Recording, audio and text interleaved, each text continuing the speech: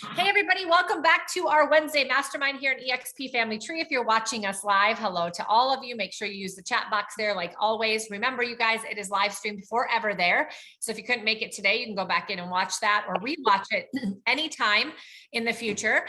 We'll also go ahead and have this out on my YouTube channel so you can share it with other people after the call. Within 24 hours, you'll be able to find it on my YouTube and share away. So we're going to go ahead and get started. We're going to dive into the topic. Today is a little bit of a different topic, but I think just as important, if not more important than a lot of the topics that we bring to you on a weekly basis. We've got Greg Christiansen here, and Greg is the managing partner of Guardian Law LLC, which is a law firm that has offices in Kansas City, Missouri, and Utah. And he has an undergraduate degree in an emphasis on finance, which is fantastic. Okay, can you guys mute yourselves as well, please, if you join or not? One second, Greg, I gotta mute people. All right, there we go. Trying to do multiple things. If you guys come in, please make sure to keep yourself muted unless you have a question, please and thank you. So, hey, I didn't know this about you, Greg. You graduated from Gonzaga, which I'm in Coeur d'Alene, Idaho, so that's just down the road from me.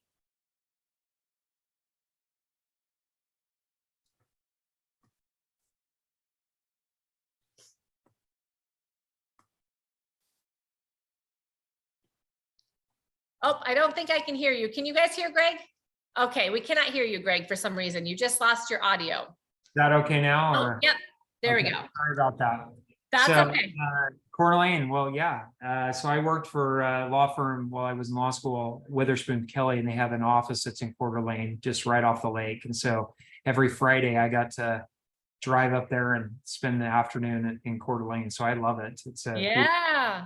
That's awesome. And my son lives in Spokane, so not too far actually from the university. So that's awesome. I didn't realize that. Yeah, so you are an attorney with Guardian Law, which is licensed in 17 states, but you're personally licensed in 6 states. So those of you that are watching from all over the US, Greg personally is licensed in Massachusetts, Missouri, Nevada, Ohio, Texas, and Utah. And he specifically practices on business formations, asset protection, and estate planning. But however, obviously they're in 17 states. So if Greg isn't personally licensed in one of your states and you still like what you hear, you can reach out to him and I'll go ahead and make sure that we put a link in the chat where you can reach out and get introduced to him for a consultation as well, because we have a partnership with their organization and with Tommy as well. So, but in addition, it sounds like you do a lot of different things. So you do asset protection, estate planning. You also have a national practice advising clients in all aspects of television advertisement, direct to consumer marketing, telemarketing, e-commerce. That's really interesting. So maybe we'll have you come talk about that a different time, because obviously as real estate professionals, we do all of the above. And so I love your background. I love your wide range of clients and industries. And I think that you're going to bring us a lot of value today. Obviously, Tommy has always sent us great professionals. So with his recommendation, I was excited to learn from you. So without further ado, we're going to go ahead and talk today about what is an estate plan and why do we need it as entrepreneurs and real estate professionals, right? Well, I appreciate the opportunity, Cari, to join today and to be able to spend. So what I'd like to do, because I know you want to keep this under an hour, spend the next 10 to 15 minutes just providing a little bit of content. And what I find is most useful is if I open it up for questions. I did a live presentation on Sunday, and I always tell people that attend these meetings is sometimes you don't know what to ask. Yeah. So that somebody else will, because they've had some sort of experience. And so their question will be really relevant to what you're trying to accomplish. And I represent realtors and real estate investors, and I have for approximately almost 20 years. And so everything that you're doing is something that I'm intimately aware of and something that I've had an experience with. So what I'd like to do just for the next couple of minutes is just share my screen with a couple of slides that I've put together for today, and then just open it up for everybody to ask questions. So let me go ahead and start my slideshow here, and then see here. You should be able to do that. Let me know if you have any issues. Okay, so I think you should see my main slides on this. If you see little slides at the bottom, I apologize. No worries. So anyway, little disclaimer that I say in this. When I open it up to question and answer, just remember that the other people are watching and not to share private information. we don't have an attorney-client relationship as of yet, and so nothing's really protected. But more importantly, if you're going through a divorce and your soon-to-be ex has done something that's embarrassing to you or your family, probably not the best venue to share when we're talking about estate planning or asset protection. So just as experience has told me, I'm going to let you know in advance, so we're not talking about something that's super embarrassing. So, all right. So as Cari kind of went through, I am a licensed attorney who's been practicing for almost 20 years. There are the states that I'm licensed. This is a picture of my family. We're missing the baby, who's now 5, so he's not in there. And if you do the math, you can count that there is 7 kids, which makes the baby 8. So yeah, I know how that happened. I know how I could have prevented it. I'm not saying that I had a plan to do it, but it ended up with a large family, and it's been a lot of fun, and we enjoy it. And so I sit as a judge in 4 cities. I added a 4th city just last month. So I sit as a judge on top of everything else I do. In fact, this morning I sat on the bench before this meeting. That's kind of why I was a little bit late. I was running out of court back to the office to do this. Out of law school, I clerked for the Nevada Supreme Court, which is kind of a big deal as an attorney. At least I thought so. I learned a ton being one of 2 attorneys that worked for one of the judges there. And then obviously I went to the University of Gonzaga, which I loved and did okay while I was there. So let's jump into this. I know that the title of this is, what is an estate plan? Why do I need one? And I don't want to spend all this time talking. I'm going to give you a very high overview of what this is. And then I'm going to let you ask questions. But I will tell you this, that most people, you're building a realtor business, a real estate business, you're building other businesses.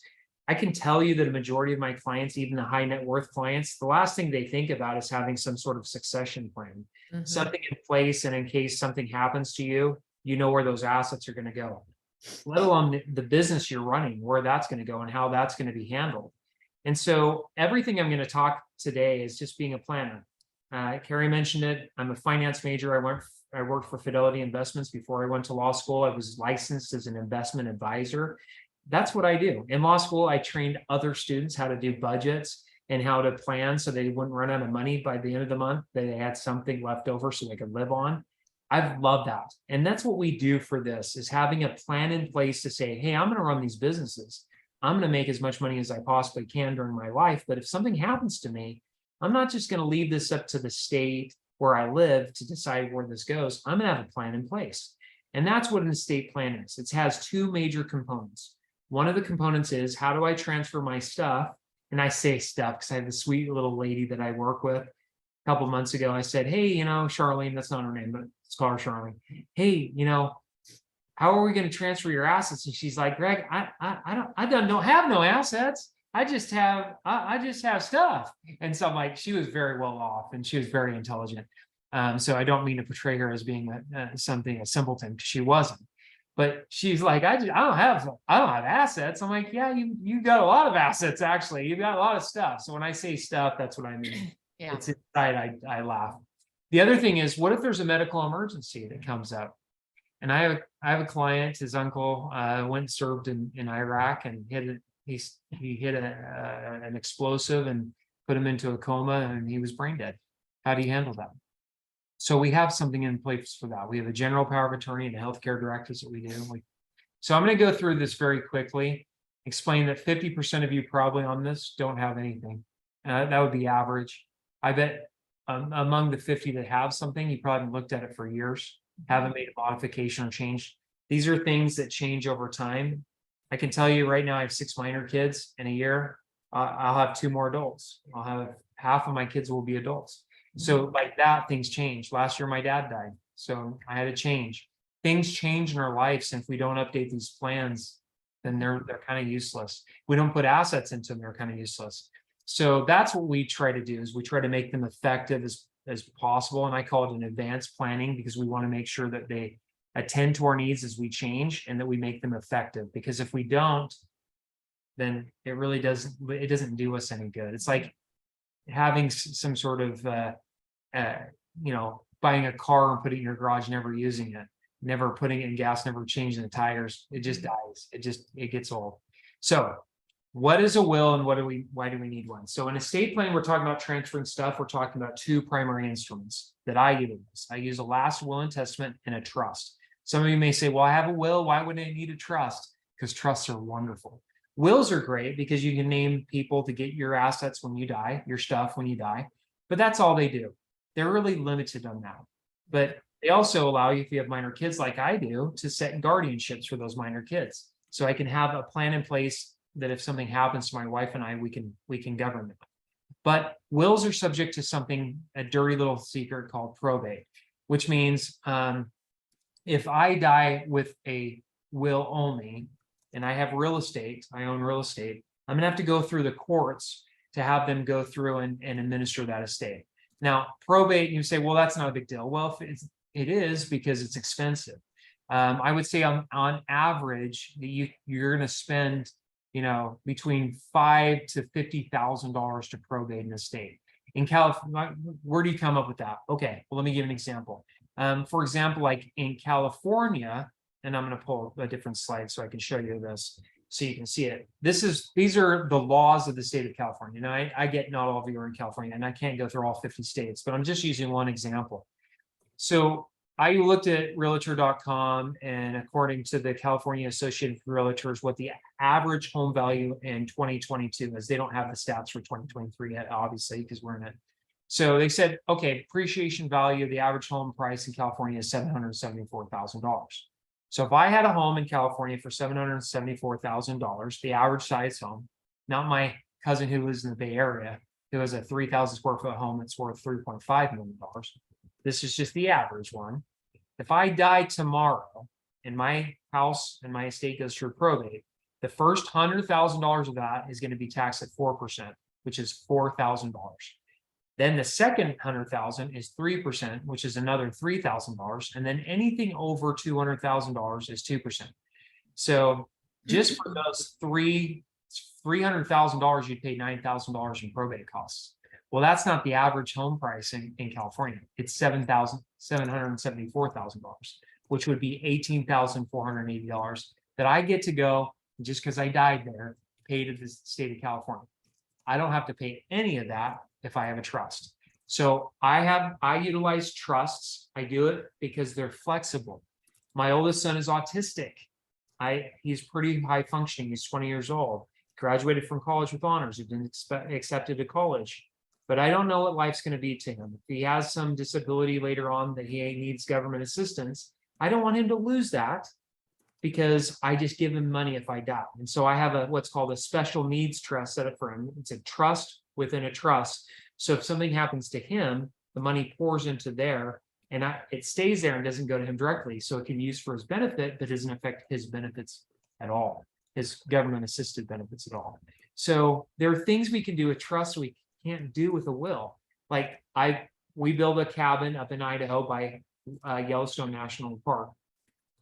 We're building a garage that I'm putting a 2-bedroom, 2-bath apartment in, because I'm going to Airbnb it, because the short-term rentals up there kill it. Now, when I die, guess what's going to happen with that rental and the cabin? My family can't sell the cabin, but they don't have to pay for it either. The Airbnb is going to pay for it. So that business, that rental property, goes into my trust. The income from that goes into a business that is going to manage that Airbnb, and the income for that is going to pay for the upgrade and the taxes and everything for the cabin that we've built. So my kids don't have to come up with the money, and there's no excuse for them maintaining that, not only for their lifetime, but for my great grandkids or my grandkids, great grandkids, and so forth. So I want to leave a legacy. I can do that with a trust. I can't do that with a will. So trusts give me so much flexibility, and they're a wonderful instrument that give us so much ability to do something, not just for us, but for our loved ones as well. So trust works like an empty shell. When you set it up, you sign it, it's like an empty bank account. There's nothing into it. So what do we have to do? We have to actually put assets into it. So that's something that we do that most estate planners don't do. The other thing is you have to make sure you update it. Most attorneys will charge you a ton of money to update trusts. We have a policy and procedure in place where we don't charge a lot of money for that, because I figure once you've got it set up, if you buy into it, you've either got a 1-year unlimited support or a lifetime unlimited support. Now, why do I do that? Because I'm encouraging my clients to update these. It's not hard. Every year I reach out to my clients and say, have these things changed? If so, schedule an appointment. We'll do it for you. We'll update this. Most attorneys don't do that. I do that because I want this document to work for you. I say this all the time. There's a lot of people who can say they drop trusts. There's not a lot of people that help their clients use trusts. Michael Jackson's attorneys didn't. His estate's still on probate, even though he died over 10 years ago. Is that crazy? I mean, that seems weird that he died that long. There's different types of assets you may have. We'll go through the types of assets you have, and we'll help you transfer those assets into the trust based on the assets you have. So that's one of the questions I get a lot. I have a home. How do I do that? Well, we quit claim it. Or you're all realtors. You know how to transfer, real estate. I've got my jewelry. How do I get that into a trust, or my car? Well, we can assign it. And so we'll help you know what to do on that. Now, I mentioned earlier, estate plans have two functions. One's transfer my stuff. The other is, what if there's a medical emergency that comes? Well, sometimes we'll have clients that get dementia or Alzheimer's or Parkinson's. They can't make decisions, but they're not dying. And so we create what's called the general power of attorney that creates a conservatorship for them, so they don't have to go into court. I can tell you, I just did a conservatorship last month. The cost for that conservatorship was well over $5,000 just for the conservatorship. We don't want to pay any of that. The documents we have, that does it for us. So we can have it in there. And then you don't have to go into court. So you can do that in advance. You pre-select the choices you want. Agents, they'll be your conservators in advance. If you're married or in a relationship, could be your significant other. If you're not and you need somebody else, could be your children, could be your parents, could be your brothers and sisters or cousins or whoever you want. Could be your doctor friend that you know and trust. And so general power of attorneys first. The second is a healthcare power, which is basically has two components. One, it does the same function as a general power, just for health related choices, or end of life. Like if you got in a car accident and you were brain dead, this allows you to say, hey, pull the plug, or no, keep me in support forever. It's whatever you want. This allows you to do that. So how does the process work when you're setting this up if you don't have this, or you've got something but it's old and you haven't updated it? It's pretty simple. I'm the son of an engineer. So when you see things, it's methodical. If you understand what that is, if you're a son or you have relatives that are engineers, they're very methodical. Yeah. So we have an intake blueprint that we do with our clients where they fill out some information for us. We take that information, we create a draft, we send it to the client with the attorney. We go through that draft, make sure it's 100% correct. We give consultation because sometimes you don't know what you don't know. You don't know what to ask for. Maybe you've never done it before and you're like, I don't know what to put in here. We're going to walk through that. Then we help you fund it, which is put the assets in the trust, and then we do the modifications. So we're always making sure that this thing is like Susie Orman says all the time, like, hey, estate planning is the most important and everlasting gift you can give your family. I had a client in December that bought his 4 girls an estate plan and gave it to him for Christmas. I did that a few years ago as well, or the holidays, whatever you celebrate. And I did that for Christmas a couple of years ago for my family. And it happened to be about 2 years before my brother, my dad, and my brother-in-law died all in the same year. But they had those instruments in place and they worked exactly the way they were intended. I used every one of the documents I just mentioned to you on each one of those personally, and it worked. Okay, so now we've got time for questions, and I get it. We only have now about 40 minutes or so for you to answer questions. Maybe not enough time, or maybe you're live streaming and you're not on, or you can't chat or anything else. So I know we're going to put in the chat box how to get a hold of us, but here's also a QR code. If you want to schedule an appointment with one of our team to follow up on questions about this because I didn't get to address it, that's there. Now I'm going to leave this up for a second, but I like to see people's faces, so I'm going to stop sharing. So, but I'll pull this back up in a second so you can see that as well. So, okay, I'm here. I've been doing this for a long time. There's probably not a question you can ask me that's not super personal that I'm going to be able to answer that. I do like long walks on the beach and pina coladas. I'll just start with that. But outside that, go ahead and ask your questions. if anybody has any questions. Yes, you guys, don't be shy. Angie, looks like you're going to ask. Yes. So when you go to, like you said, you gifted it at Christmas, or if someone were to seek out the services, what is a standard amount that would take financial commitment wise to get something like this in place at a moderate to high level? So we're like every contractor you ever call, right? We have to sit down and find out kind of a little bit about it, what it is. The price range depends upon what you need, but I would say on average, it's between 2,000 to 6,000, depending on what you need, and what the size of your estate. So I say that, and it sounds, I mean, the 2,000 sounds pretty affordable. It's less than most people pay for a flat screen TV. But we'll get, and the reason I say it, and I'm not being coy, the baseline is what I've went through with you, which is will, trust, and directives. But it's like Legos. You could come into me and say, I live in Utah. That's where I live. And I'm really worried that somebody's going to sue me and take my house. If I put it into a living trust, there's an $80,000 homestead exemption here in Utah. That's not great. In Texas, where I'm also licensed, unlimited. Florida, unlimited. Kansas, unlimited. North Carolina, unlimited.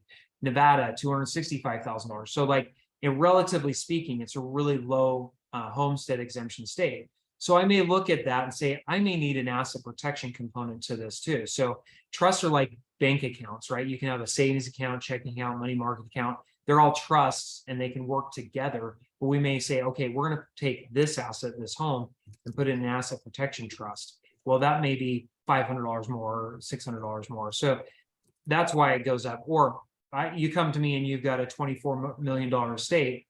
The time and effort to go ahead and put a plan together for that is way different than if you come to me and you have a $100,000 estate.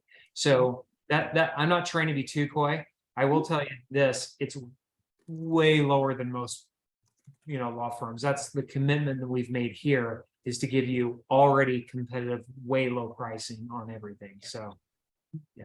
And if you're not, or if we're in a state where you're not licensed, would there be an opportunity for us to still go with you and you have referral partners?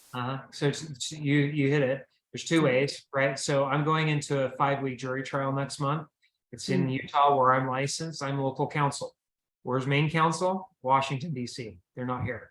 So we have referral partners that we work with. So we give you that option. The other thing we do is we also assess the benefit of whether or not to do it in a different state.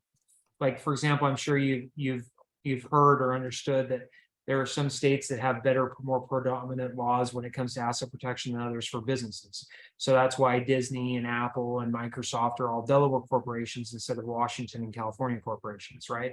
So I assess to the same practice. If I'm sitting in businesses, I normally do parent companies in Wyoming or Nevada or Delaware or Alaska because they have better asset protection laws. Well, the same thing applies with trusts. Some states like Nevada have premier laws as it pertains to trust work. And we have what's called the Uniform Probate Code or Act.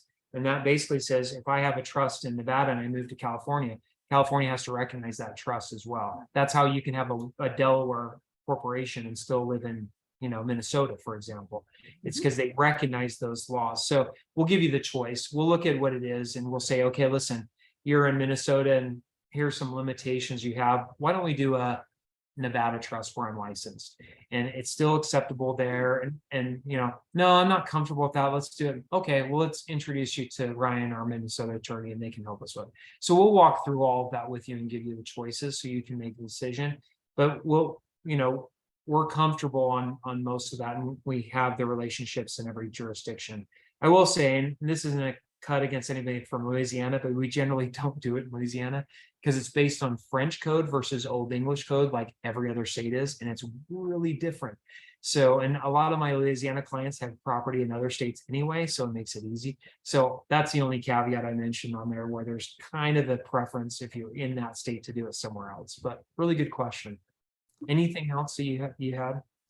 That's it for now. Thank you so much. No, I love the questions. Thanks, Angie. There was another question from the live stream. Is there a difference? You do international versus domestic? Like, is there anything different there, or would that be a referral to somebody else, or can you have international provisions inside you know, in a state here in the United States. That makes sense. So I have a lot of clients that have property that's in and outside of the United States.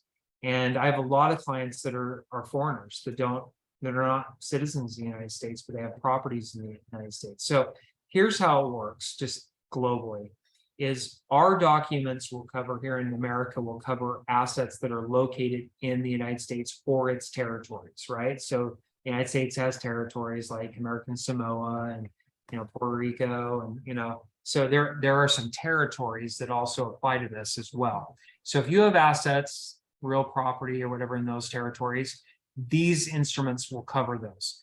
Now, if you're like my clients that are UK citizens, but they have assets in the United States, but they live in the UK is going to govern the distribution of those assets in the United Kingdom.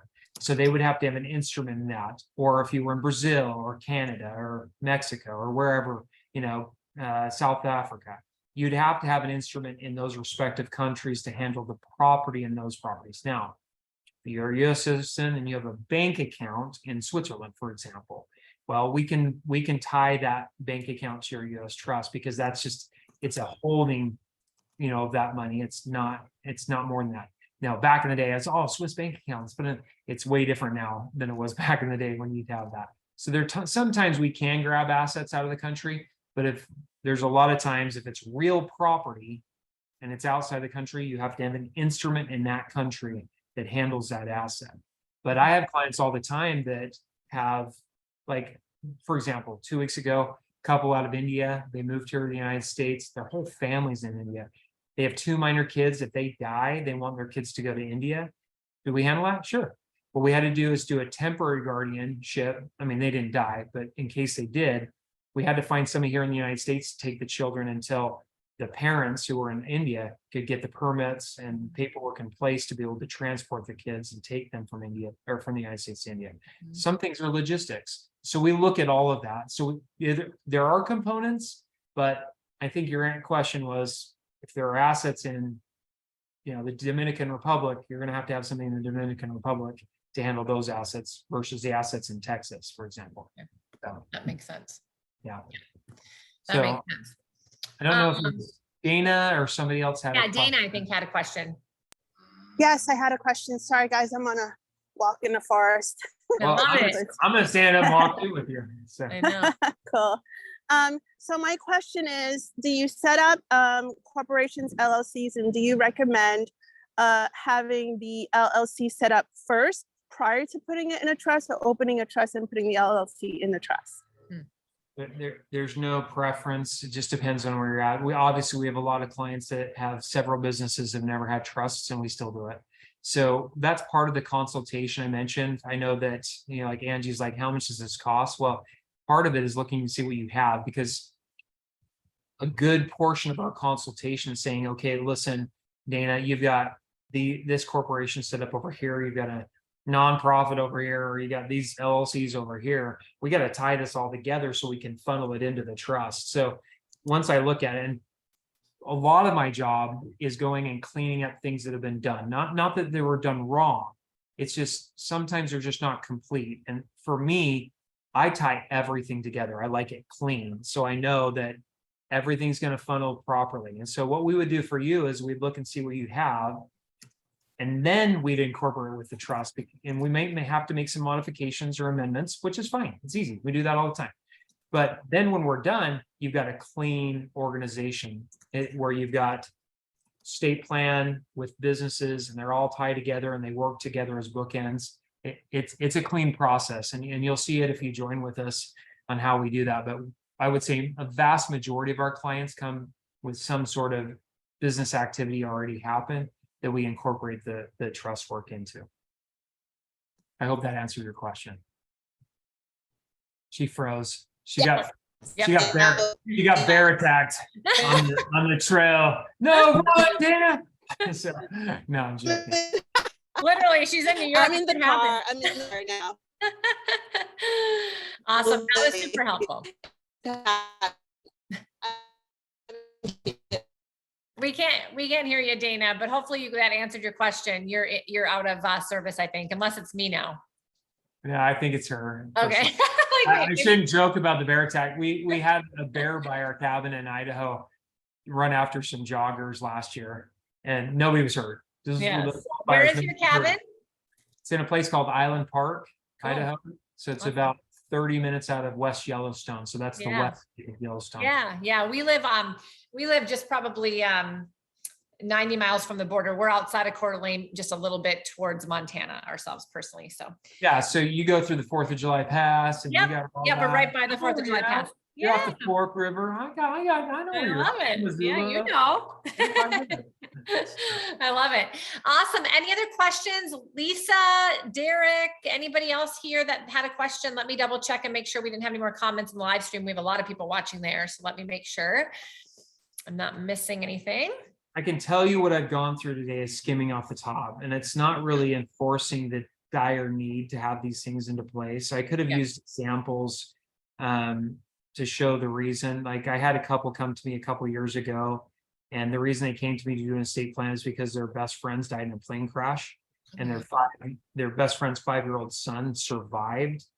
And the reason they came to me is because the parents of both families were fighting over custody of this kid, because there was no estate plan in place. And this was a business owner that owned his own plane. I mean, that's how he died. Oh. He crashed his own plane. He had assets, and he left 2 of his kids died in the plane crash with him, along with his wife. And then he left 3 kids behind with nothing in place. So, and then this last summer, I actually had a terrible call. It was a business owner client of mine called me up and said his business partner killed himself. And so this guy's wife calls me and says, hey, what do I do with this? And no estate plan, no will. So what happens in that case is it goes by what's called intestate succession. That's where the state comes in and says, this is where the assets goes. Well, this guy had been married twice. He was married to his current wife, had 2 kids with her, but he was married before and had 2 kids from the prior marriage. But pursuant to Utah law, what happened with that was 50% of his estate went to his 2 kids from his prior marriage, which really they were minors. So where did that go? To his ex-wife. So as much money went to his ex-wife as went to his current wife. And I can tell you that did not sit well. She was upset about that. And I was like, it's not my fault. That's what the law says. If you had a plan in place, all of that would have gone to you and not to the ex. But that's just the way it is. And so having these instruments in place, it's just a protection. We're working so hard. I don't know. My daughter's 11 years old, and she's got a friend in the neighborhood. We live in a nice neighborhood in a suburb of Salt Lake City. And last summer, this kid comes burning around on a dirt bike through our neighborhood. And my daughter's friend's dad, like me, I'm not tolerating that. I got little kids all around. I don't want one of my kids to get hit by a kid on a dirt bike. So he steps off the sidewalk curb just to stop the motorcycle or just to slow him down. This kid thinks, oh, I'm just going to scare this guy. I'm going to swerve. He doesn't scare him. He hits him and kills him. And so now my daughter's friends, doesn't have a dad anymore. And that was just like that. And I mean, those things happen all the time. And if you don't have these things in place in advance, you just can't plan for it. So when my dad died, he 3 weeks before, he called me up and he wasn't sick at all. And he had a pulmonary fibrosis, so he was sick, but it wasn't like terminal tomorrow. He says, hey, I just want you to take over the finances for your mom and I. And then he went in the hospital and died like 2 weeks later. He never did it. So I spent 3 months figuring out what those finances were. And I think I got it down a year and a half later. But I don't know. There are things that I just had to check mail and try to figure it out and see if life insurance came in, whatever that. So after that happened, I came up with a spreadsheet. And I list all of my assets, all of my insurance agents, all of the policy numbers, the phone numbers, my logins to my bank accounts, the VINs for all my vehicles, everything in one place. And this is something we give now to clients.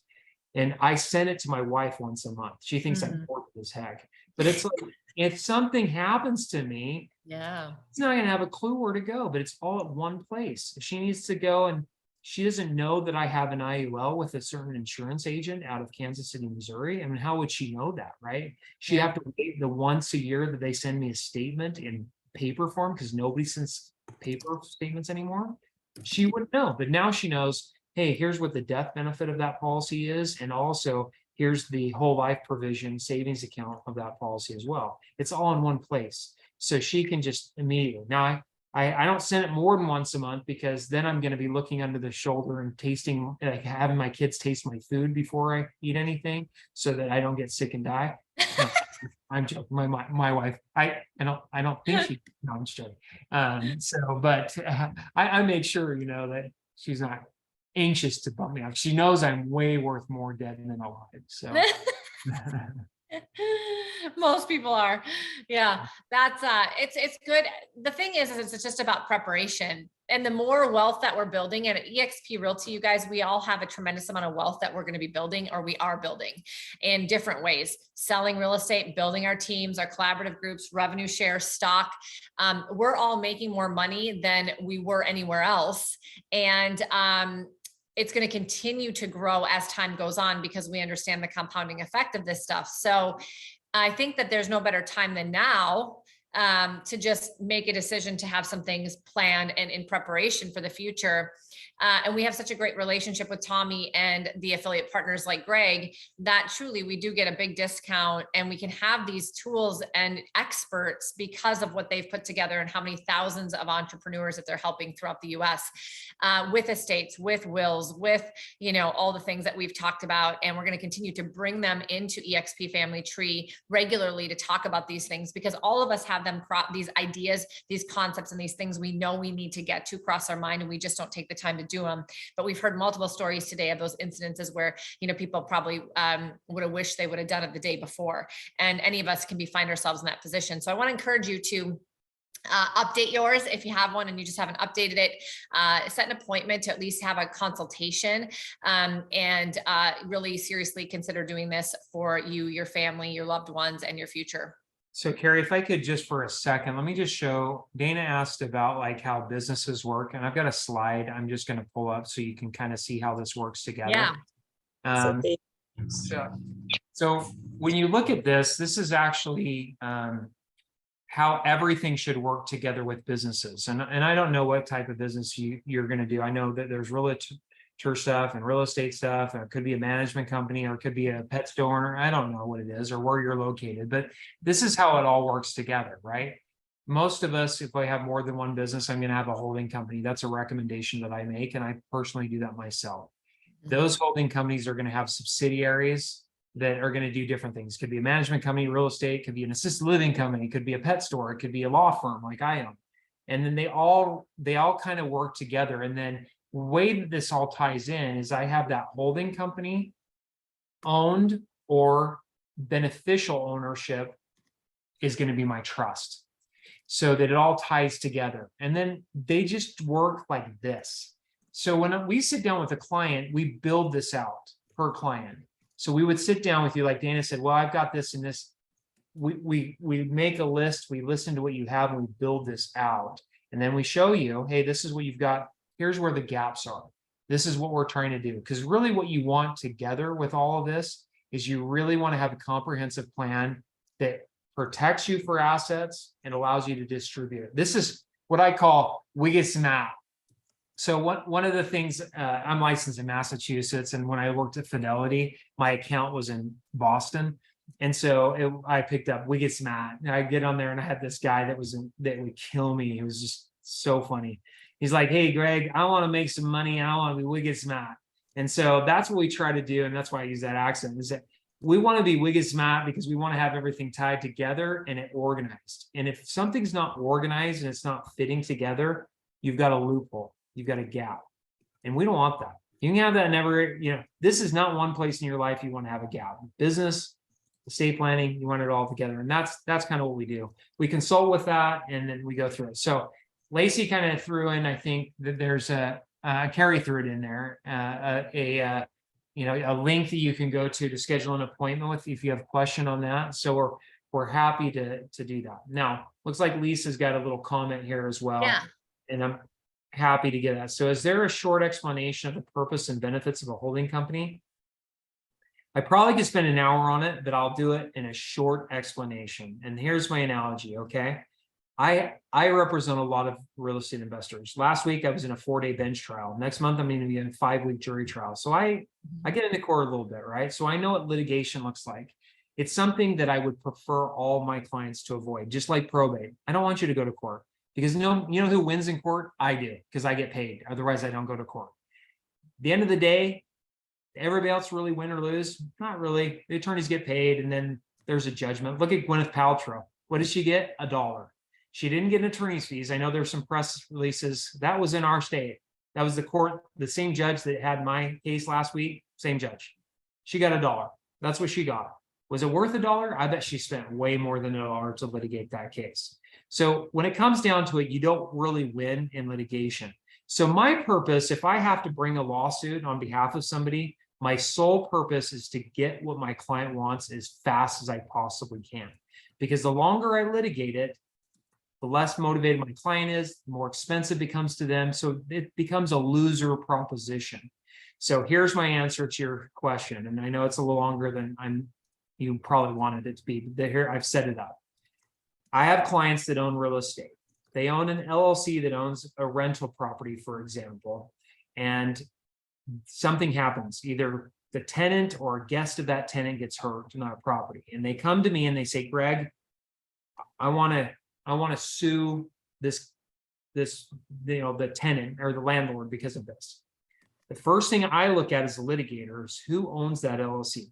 Is it an individual or is it an entity? If it's an individual, guess what I'm going to do? I'm going to sue them. Well, Greg, there's protection. There's an LLC. Yeah, but I think I can make an argument that I can pierce that LLC, at least prima facie, which is on the face of it, in front of the court, so I don't get sanctioned. The court's not going to get mad at me for doing it. And they're going to have to fight to get them removed individually. But I know this. When you get a lawsuit and you get served with it and you open it up and it says it's your business name, you're like, dang, that sucks. Okay, throw it on the table. You get the same lawsuit and your name isn't just the business, but your personal name. Oh my gosh. Oh, what am I going to do? Who am I going to, you call your neighbors, your friends, your spouse, your loved ones, whatever, you tell them all how you've been wronged and you can't sleep and you have anxiety. It's way different. And I know that because I'm a jerk attorney and I want, what do? I want a resolution as fast as I can. Okay. So the benefit of having that second layer is you'll never own that piece of real estate yourself. You'll have another company that does. So this company owns that company. That's one of many benefits. The second is I could have 5 different companies, right? And those 5 different companies can be siloed into different activities. So company A doesn't come over to company B. And so if something happens over here, it doesn't really affect my other businesses over there. And when I file for taxes, you know what I do? I file one corporate return for my holding company and I file one personal return. I'm not filing 40 separate tax returns. So it makes it simple. So my dad was an engineer and he always used an acronym called KISS, keep it simple, stupid. It sounds stupid, silly. It is, and it works. It works great. So there's a lot of reasons, but I just threw a couple for you right now. Hopefully that helps. Love it. I absolutely love it. I think this is absolutely what we need to hear as entrepreneurs. We appreciate you being here. We have all of your information. I've also posted all of those links into our live stream, you guys. So if you miss them here, you can go back and watch there. This will be on YouTube. I think this is great to send to any of your clients who you just know based on maybe they own properties, maybe they own businesses, you know that they have wealth. You'd be very surprised at how many people actually move forward in doing an estate. I don't know, you probably see that, Greg, but I talk to people all the time and it is something people should do and not many do it. And so if you can come from a place of contribution, tell them why, give them this resource, give them this link that we put out there so they get the discount. I mean, think about the value you add to other people's lives when you do this. That's what entrepreneurship and business ownership is all about. Come from contribution, bring value, add to people's lives and businesses, even if it's not in real estate, and you will have it come back to you tenfold in the way of referrals because you're bettering people's lives. They need to hear this just like you guys needed to hear this. So spread the word, use the YouTube video, use the link, set your calls and your appointments up with Greg. Greg, we appreciate your time. We know you're super busy and we're really grateful for having you to here. Thank you very much for the information. Oh, my pleasure, Cari. Anytime. If there's anything you have future questions about marketing practices or estate planning or asset. Yeah, we're going to have you back. Let me I know. wanna hear about- I'm happy to do it. I'm happy to I do want to hear it. about all your advertising and, we're doing this on a daily basis, some of your tips and tricks there. So we'll definitely have you back. We'll promote it so everybody comes back on. We had a lot of people watching live, Greg. So you did help a lot of people and brought awareness to a lot of people today. So thank you for that. Thanks, everybody. We'll see you back here next week. And hopefully you'll take some action on this and move forward so that you guys don't get in a position where you regret it later. I really don't want that for any of you. I will post the link again. Yes, Dana. Thanks so much, you guys. Okay, thanks again. Bye.